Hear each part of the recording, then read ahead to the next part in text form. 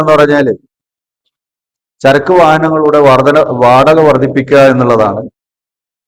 വാഹന ഉടമകൾ നേരിടുന്ന ഒട്ടനവധി പ്രയാസങ്ങൾ നിലനിൽക്കുന്ന കേരളത്താണ് നമ്മളിപ്പോ ഈ സംസ്ഥാന കമ്മിറ്റി രൂപം കൊണ്ടത്.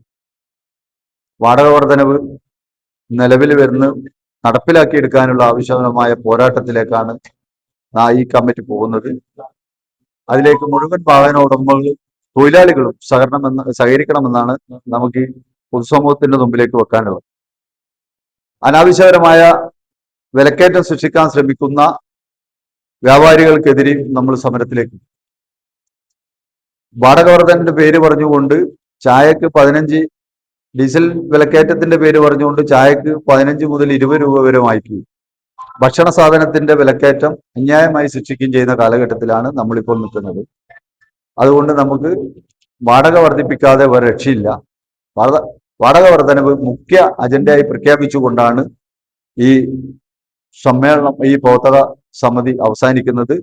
അതിനെങ്ങോട്ടുള്ള പോരാട്ടത്തിൽ മുഴുവൻ ലോറി ഓണർമാർ തൊഴിലാളികളും സഹകരിക്കണമെന്ന് നിങ്ങളോട് വിനീതമായി അപേക്ഷിക്കുകയാണ്.